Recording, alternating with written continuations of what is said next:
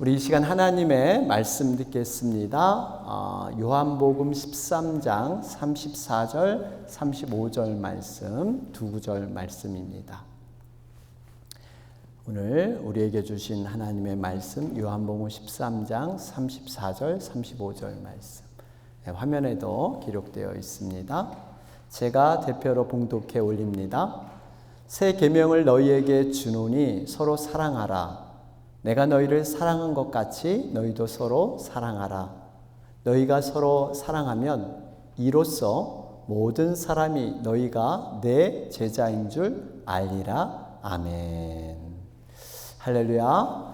오늘 굉장히 뜻깊은 그러한 주일입니다. 왜냐하면 그동안 생명의 삶 13주 과정인데요. 그 공부를 마치고 오늘 수료하는 날이기 때문입니다.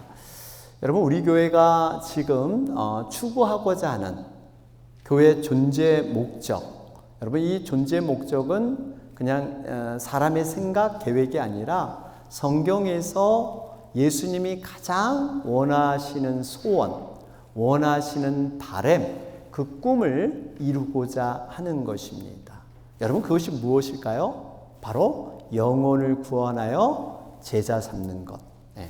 영혼을 구원하고 제자 삼는 것. 이게 예수님의 소원입니다. 그러면 우리가 이 일을 하기 위해서는 먼저 우리 자신이 제자가 되는 것이 필요합니다. 우리가 알아야 할 것은 신앙생활에는요, 두 가지 종류의 타입이 있습니다. 하나는 교회는 다니되 다수, 무리, 이러한 신앙생활을 하는 경우입니다. 많은 사람들이 쉽게 생각하고 결정하는 대로 따르는 것. 어떻게 보면 넓은 길로 비교적 쉬운 행보와 같습니다. 나만의 행복과 나의 만족과 나의 평안을 위해서 하나님을 믿고자 하는 것. 이런 모습은요, 무리고 다수의 그러한 신앙입니다.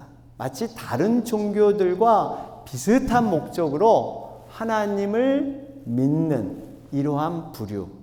반면에 소수이지만 제자로서 신앙생활하는 경우가 있습니다. 이는 물론 나의 필요도 때로는 구합니다. 어려움이 있을 때, 몸이 아플 때 우리 주님께서 일용할 양식을 구하라고 말씀하신 것처럼 자신을 위해서 여러분 구하기도 합니다. 그러나 이것이 전부가 아니에요.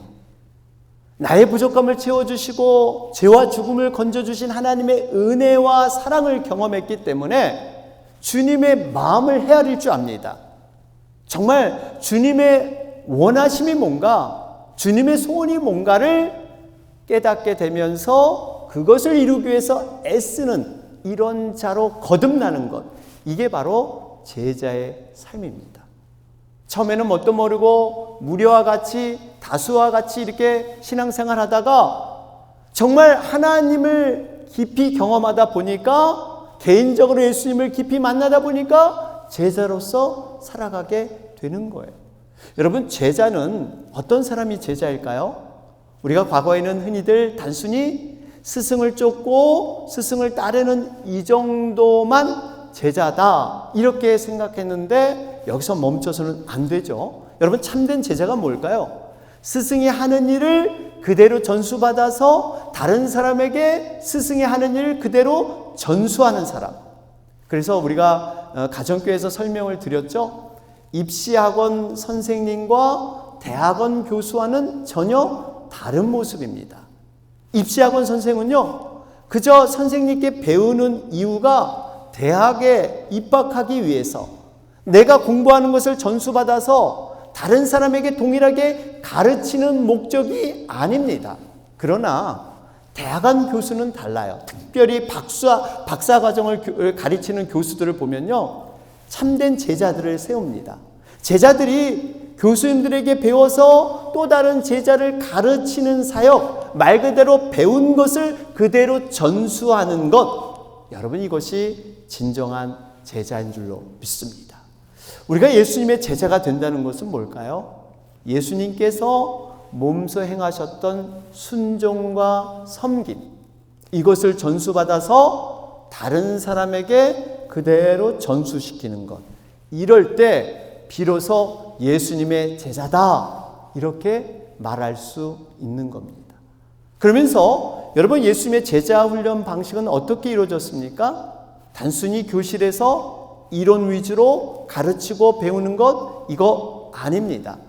예수님은 직접 삶의 현장에서, 생활에서 몸소 실천하시면서 보여주면서 그것을 가르쳐주고 배우게 하셨어요.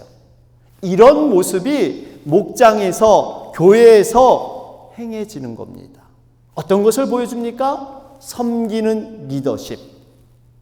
세상에서는 내 밑에 과연 몇 명을 거느리느냐, 얼마나 많은 사람이 나를 섬기느냐, 이것이 높아지는, 이것이 정말 존경받는 그런 평가가 됩니다. 그러나 하나님의 원리는 반대예요. 내가 몇 사람을 섬기고, 내가 몇 사람을 돕고, 내가 몇 사람을 위해서 중보기도 하고, 이런 사람이 높게 평가받는 나라. 여러분, 이게 하나님의 나라입니다. 예수님께서도 제자들이 한참 누가 크냐 서로 다투고 싸울 때 예수님이 하신 말씀이 너희 중에 섬기는 자가 큰 자이다. 여러분, 그래서 우리가 교회 내에서 정말 큰 자가 누구고 존경받을 사람이 누군가, 그것은 섬기는 자입니다. 그런 분들이 존경받는 게 바로 하나님의 원리예요. 그래서 우리는 이 섬김을 이루기 위해서 종이 되어야 합니다. 여러분, 여기서 종은 비굴하게 어떤 남의 밑에 들어가서 허드렛 일 하고 남의 눈치 보면서 정말 이렇게 정말 이런 일들을 하는 것이 아니라 그랬죠. 이 성경에서의 종은 내가 남보다 잘나고 비록 세상적으로 잘 나갈지라도 스스로 낮아지고 양보하고 때로는 손해를 보더라도 남이 하나님 때문에 잘 되고 남이 행복해 한다면 그 일을 묵묵히 감당해 낼 줄 아는 사람, 바로 이 사람이 종인 거예요. 이런 종을 우리 주님은 가장 귀하게 보신다고 말씀하셨어요. 여러분, 우리에게도 그런 경험들이 있으시죠? 사실 내 일이 아니에요. 우리 주위에 친한 분들이 여러 가지 갈등과 문제와 고난의 삶을 살아가는 가운데 어느 날 그 문제가 해방돼서 자유함을 얻을 때, 여러분, 그럴 때 어떨 때 정말 내게 있는 문제가 해결된 것보다 더 기쁜 이런 마음이 들 때가 있어요. 바로 이것이 하나님 나라의 원칙이에요. 하나님 나라에서 이런 자들이 사랑받고 큰 자라는 겁니다. 그렇기 때문에 우리는요, 우리가 함께 모여서 신앙생활을 하는 이유는요, 다른 게 아니에요. 서로에게 변화의 영향을 주고 서로가 믿음으로 성장케 하는 것, 이걸 위해서 우리가 함께 모여서 신앙생활을 하는 거예요. 이걸 위해서는 우선 내 자신이 변해야 합니다. 내 자신이 섬기는 자로 변화될 때 상대방도 변화되는 역사를 우리는 경험할 수가 있습니다. 때로는 내가 내 중심적인 이기심, 나의 자존심, 여러분, 이런 것들을 내려놓고 하나님의 마음을 품어야 됩니다. 그래야 타인에 대해서, 다른 영혼에 대해서 사랑의 관심을 우리는 가져갈 수 있어요. 이럴 때 여러분, 변화의 역사가 일어나게 됩니다. 기독교는 변화의 종교라고 얘기하죠. 기독교는 단순히 어떤 이론이나 관념이나 사상, 이런 게 아니에요. 삶 속에서 변화를 체험하는 것이 바로 기독교의 본질입니다. 성경을 보면 수많은 사람들이 등장하는데 그 많은 사람들이 공통적인 것은 변화되었다는 거예요. 예수님을 믿기 전 이 비포의 삶과 예수님을 만난 후에 애프터의 삶이 완벽하게 변화된 그러한 기록이 바로 성경에 기록되어 있어요. 바로 제자가 되었다는 겁니다. 예수님을 경험하고 나서 바로 섬기는 자로 거듭나서 제자가 된, 이것이 바로 성경의 이야기입니다. 이런 의미에서 우리가 성경 공부를 왜 하는지, 의미가 뭔지를 되새겨 보는 것이 중요합니다. 여러분, 성경 공부는 단순히 지식을 채우기 위해서, 머리에 어떠한 이론을 쌓기 위해서 아는 것이 늘어가는 것, 이게 성경 공부의 본질이 아닙니다. 여러분, 머리만 크게 되면요, 자칫하면 자신의 변화보다 남의 변화만을 요구할 수 있어요. 어떤 말씀의 틀로 정죄하고 판단하고 비판하고, 왜 저렇게 살아? 나는 변화되지 않으면서 남의 변화만 요구하는 엉뚱한 성경 공부가 될 수 있단 말이에요. 여러분, 성경 공부하는 이유는 내 자신이 변화되기 위해서, 머리만 따를 게 아니라 몸이 따라가는 성경 공부가 돼야 돼요. 행함이 있는 성경 공부. 그래서 우리가 하는 이 공부를 삶 공부라고 하는 이유가 바로 여기에 있습니다.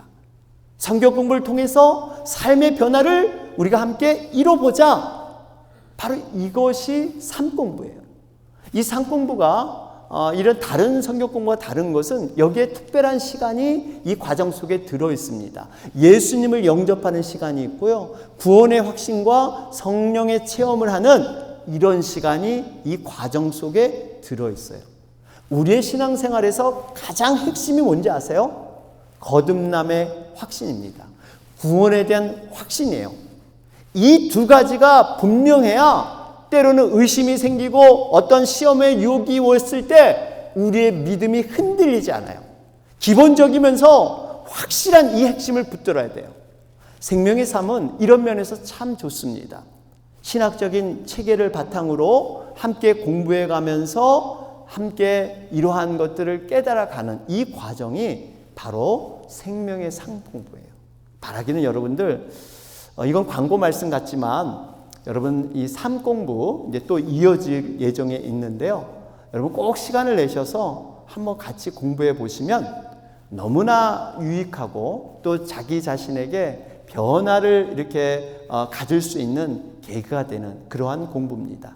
자, 이제 본론으로 돌아가서 여러분 오늘 본문 말씀을 함께 묵상하길 원하는데요.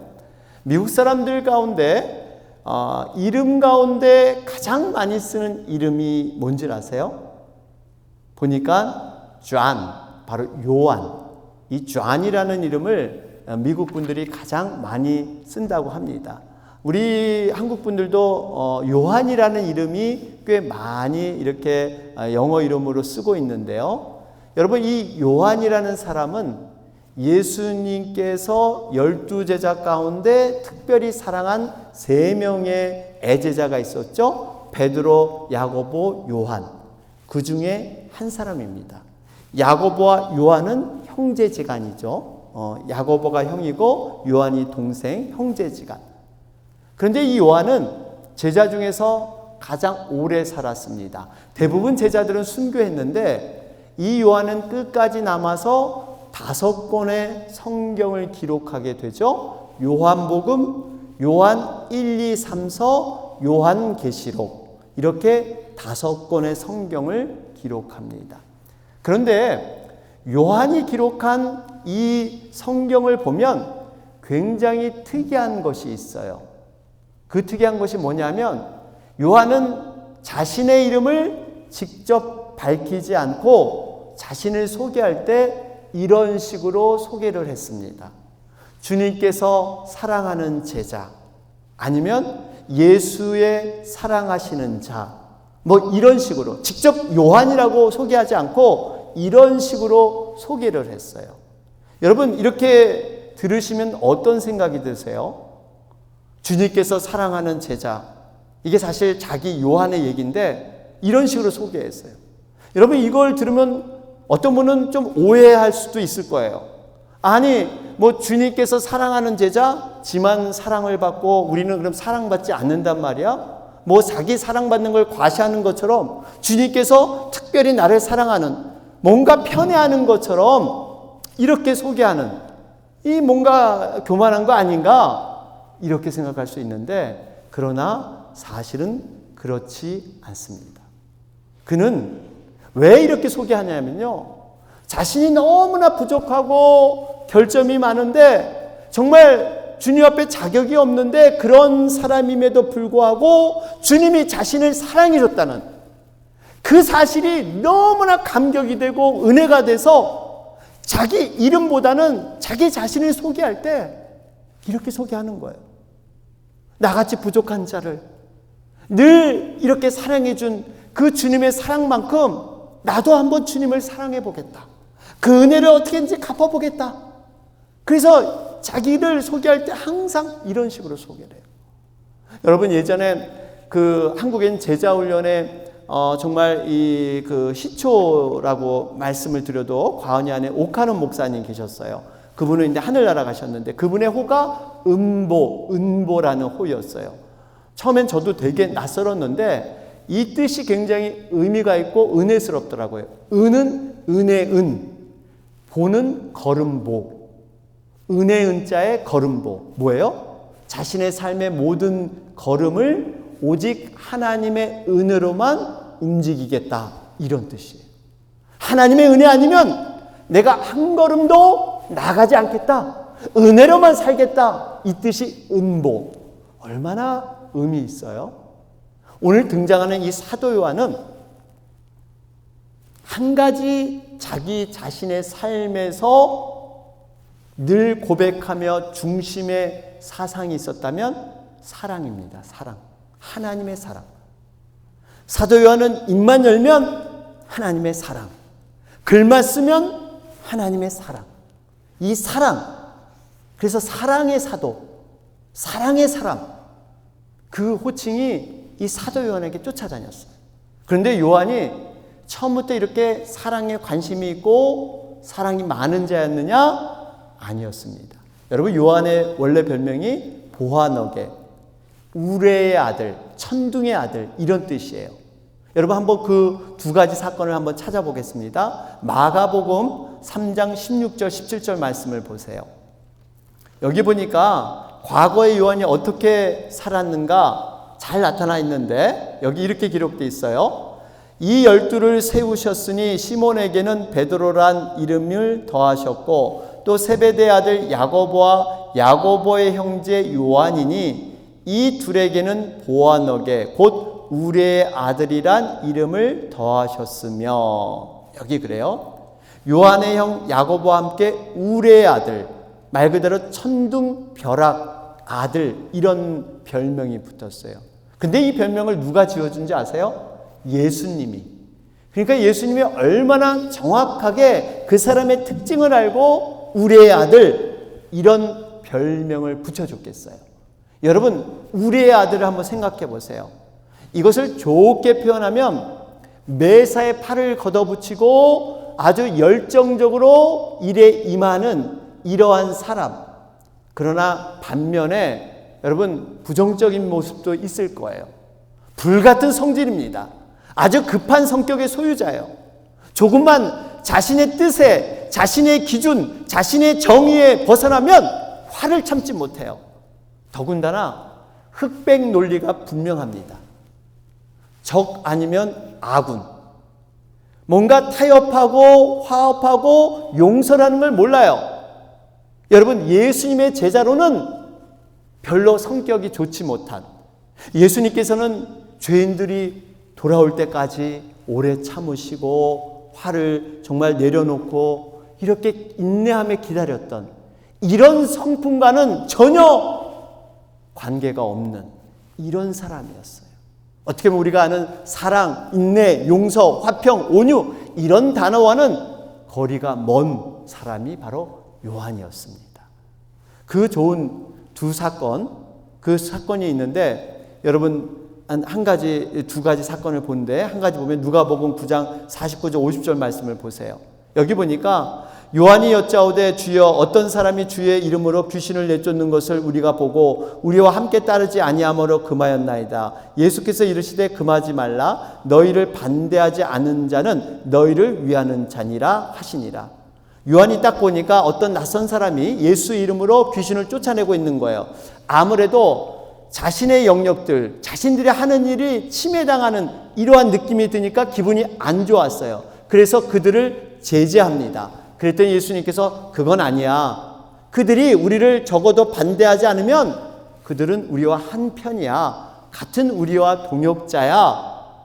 여러분, 이렇게 요한은 흑백 논리가 분명했어요. 저쪽이 정 아니면 우리 편, 어떤 이해와 타협, 양보할 줄 아는 이런 성격이 아니었어요. 여러분, 이런 사람이 어떻게 영혼 구원을 위해서 적합한 성격이라고 말할 수 있겠어요? 또 이처럼 요한은요, 불같은 확실한 성격을 가졌던 사건이 또 한 가지 등장을 합니다. 바로 누가복음 9장 53절 56절 말씀이에요. 여기 보니까 예수께서 예루살렘을 향하여 가시기 때문에 그들이 받아들이지 아니하는지라 제자 야고보와 요한이 이를 보고 이르되 주여 우리가 불을 명하여 하늘로부터 내려 저들을 멸하라 하기를 원하시나이까. 예수께서 돌아보시고 꾸짖으시고 함께 다른 마을로 가시니라. 하루는 예수님께서 제자들과 함께 예루살렘으로 가기 위해서 사마리아에 들려서 잠시 쉬고자 했습니다. 그런데 사마리아 사람들이 극구 반대하는 거예요. 일행이 마을로 들어오지 마라. 이때 요한이 나서게 됩니다. 어떻게 나서요? 이런 태도였어요. 아니, 우리 주님을 괄시해도 무시해도 유부수지, 우리 주님이 어떤 분인데 이 버릇없는 사마리아 사람들아, 주님 그냥 하늘에서 불벼락을 내려가지고 저들을 다 태워 죽여버릴까요? 허락해 주세요. 이랬던 사람이 바로 요한이에요. 예수님께서 꾸짖고 다른 마을로 건너가셨습니다. 여러분, 이 장면을 보면 어떻게 별명대로 우리의 아들 맞구나, 자신의 기준에서 조금이라도 벗어나면 참지 못해요. 그냥 쏟아붓고 그냥 직선적인 말을 하고 뭔가 액션을 취하는 이런 불같은 성격이 바로 요한이에요. 그런데 여러분, 이렇게 벼락 같은 성격의 요한이 변화가 시작이 됩니다. 대부분 제자들은 예수님이 부활한 후 그 부활하신 예수님을 만나고 아주 급작스럽게 변화가 됐는데, 물론 사도 요한도 이때 완전히 변화되긴 했지만 요한은 좀 특이한 점이 있어요. 서서히, 아주 서서히 조금씩 변화되는 이러한 스타일의 사람이 바로 요한입니다. 이 요한이 변화됐다는 걸 어떻게 알 수 있냐면요, 요한복음 13장에 보면 이런 장면이 나옵니다. 우리가 잘 아는 예수님께서 최후의 만찬을 가지시죠. 마지막 저녁 식사하는 도중에 예수님께서 폭탄 선언을 해요. 우리와 함께하는 이 식사의 자리에 누군가 나를 배반해서 나를 팔아넘길 그러한 사람이 있다, 이런 예언을 합니다. 물론 배반자 가룟 유다는 이 뜻을 알고 있었어요. 그런데 예수님이 정확하게 유다다 이름을 거론하지 않으셨기 때문에 이 제자들은 분위기가 험악해집니다. 도대체 어떤 이 중에 어떤 사람이 예수님을 팔아넘길 것인가? 서로 의심의 눈초리를 보면서 혹시 너가 아니야? 혹시 너가 배반자 아니야? 지금 굉장히 밥을 먹다 흥분한 이러한 상태에 접어들었어요. 여러분, 이럴 때 우리의 아들 요한 과거의 성격 같으면 여러분 어떻게 했을 것 같아요? 어떻게 했을 것 같아요? 아마 이러지 않았을까요? 예수님 말씀이 딱 끝나자마자 벌떡 일어나서, 야, 이 중에 주님을 배반한 X가 있다고 하는데 도대체 어떤 사람이야? 빨리 나와. 내가 가만히 두지 않겠어. 도대체 누가 감히 배반을 해? 이런 고함의 소리를 지르고 화를 내지 않았을까요? 그런데요, 우리의 예상과는 너무나 다르게 요한복음 13장 23절에 요한의 모습을 설명해 주고 있습니다. 한번 볼까요? 요한복음 13장 23절. 예수의 제자 중 하나 곧 그가 사랑하시는 자가 예수의 품에 의지하여 누웠는지라. 여러분, 지금 다른 제자들은 흥분해서 네가 옳냐 내가 옳냐, 정말 누가 배반자냐, 지금 싸우는 이러한 분위기인데 이런 환경에 아랑곳하지 않고 어린아이가 마치 엄마 품에서 새근새근 평화롭게 잠을 자는 것처럼 마음의 평화를 유지하고 온유한 심령으로 그냥 예수님 품에 누워 침묵하는 온유한 자의 모습으로 지금 요한이 거기에 등장을 하고 있다는 겁니다. 얼마 전에 사마리아 마을에 불을 내려 이들을 다 태워버릴까요? 멸망시켜버릴까요? 이러던 자가 이런 모습으로 지금 변화되었다는 거예요. 참고로 한번 그림을 제가 준비해 왔는데 이게 바로 최후의 만찬의 그림입니다. 최후의 만찬의 그림 하면 우리가 1480년 레오나르도 다빈치 최후의 만찬, 여기에 많이 우리가 익숙해져서 뭔가 좀 색다르게 보이는데, 이 그림은요 그 1480년 이후 60년 후에 야코포 바사노라는 그러한 사람이 그린 그림입니다. 그런데 실제적으로 성경에 입각한 그러한 그림으로 많이 볼 수가 있습니다. 여러분 여기 보면 예수님이 가운데 계시죠? 가운데 계신데 그 바로 밑에서 턱에 손을 괴고 이렇게 잠자는 듯한 이런 사람이 누구일까요? 바로 요한이에요. 요한. 그리고 그 예수님의 오른편이죠. 우리가 볼 땐 좌편인데 거기에 보면 오른손에 칼을 들고 있고 이렇게 뭔가 하얀 수염이 있는 이분이 바로 베드로입니다. 베드로가 도대체 누구야? 이러한. 그런데 이 베드로의 맞은편에 있는 바로 그 사람, 초록색 이런 옷을 입고 이렇게 손으로 나는 아니야 무슨 일인데 하면서 검은 수염이 있는 오른편에 있는 사람이 범인인 가롯 유다예요. 가롯 유다 밑에 보면 뭐가 있어요? 그 동물이 고양이. 여러분 이 고양이는 굉장히 은큼한 뭔가 이러한 동물로 인식하고 있었죠. 그 옆에 누워있는 개는 마치 다른 제자처럼 조용한 것을 얘기하고 저 밑에 있는 고양이는 그러한 은큼한 가롯 유다의 마음을 표현하는 그러한 그림으로 일컬어져 있습니다.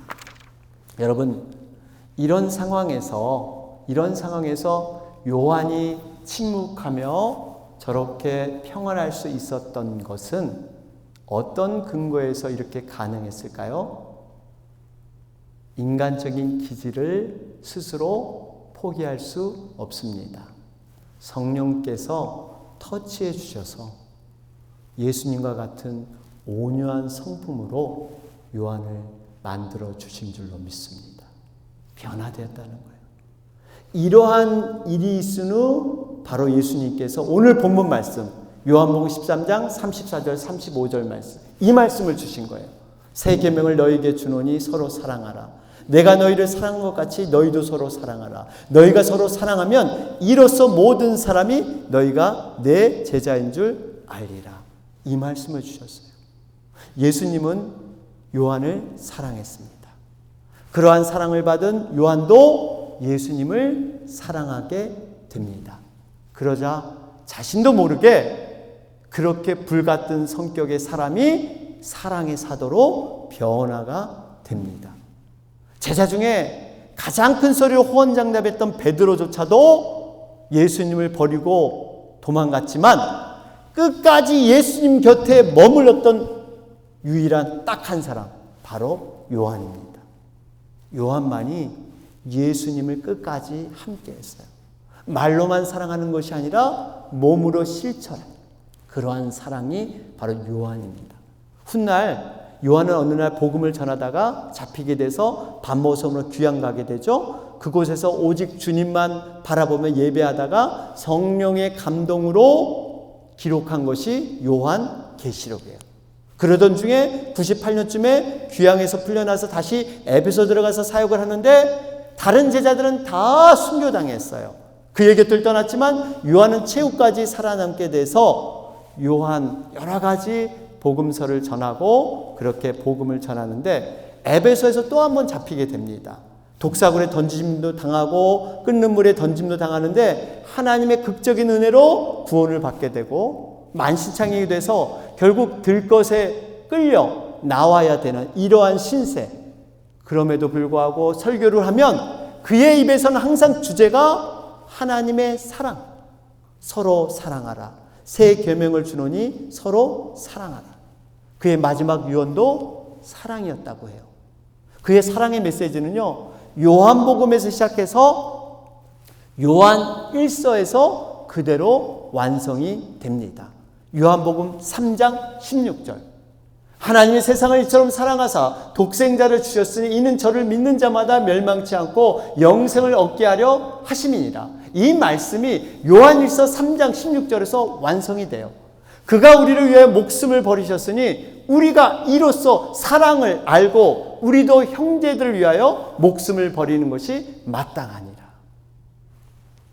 하나님이 세상을 이처럼 사랑한, 그래서 독생자를 주셨던 그 사랑을 이로써 깨닫고 이젠 그 사랑을 이웃을 위해서, 형제를 위해서 정말 사용했던 바로 요한, 그 모습이 변화를 가져온 것입니다. 사랑하는 여러분, 흔히들 졸업은 끝이 아니라고 합니다. 새로운 시작이라고 얘기를 하죠. 상공부는 졸업이 아니에요. 그래서 수료라는 말을 사용하는데, 수료라는 말은요, 다른 과정을 더 밟아야 됨을 의미하고 있습니다. 상공부는 결코 한 과정을 마치는 끝이 아니라 변화의 시작을 알리는 과정이라는 거예요. 요즘 우리가 너무나 감사한 것은요, 변화의 모습을 많이 목격하고 있다는 겁니다. 목장에서도 교회에서도 상공부를 통해서 우리의 말이나 생각이나 행동이 변화되신 분들을 많이 볼 수가 있어요. 얼마나 감사한지 몰라요. 이것은요, 인간의 노력으로 되는 게 아닙니다. 성령의 능력으로만 가능한 게 변화입니다. 우리가 정말 예수님의 순종과 섬김을 배우면서 몸으로 익혀서 다른 영혼들을 섬길 때 내 자신도 변화되고 상대방도 변화되는, 그래서 지금까지 경험하지 못했던 하나님이 주시는 그 기쁨, 하나님이 주시는 그 놀라운 영적인 복을 우리가 변화를 통해서 경험하게 된다는 사실입니다. 아무쪼록 우리 교회가 더 아름답게 변화돼서 하나님이 기뻐하는 교회로 세워지는 그러한 우리가 되시기를 주님의 이름으로 축원합니다. 아멘.